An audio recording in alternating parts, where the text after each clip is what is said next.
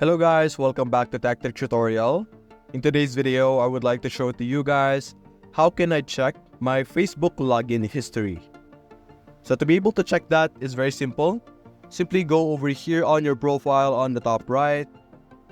Scroll down to the bottom, look for your settings and privacy. And over here, click on your Meta Account Center.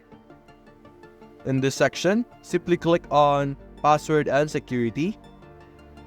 And then over here, as you can see under security checks, this is where you will be able to view your data, such as where you are logged in, login alerts, recent emails, and security checkup.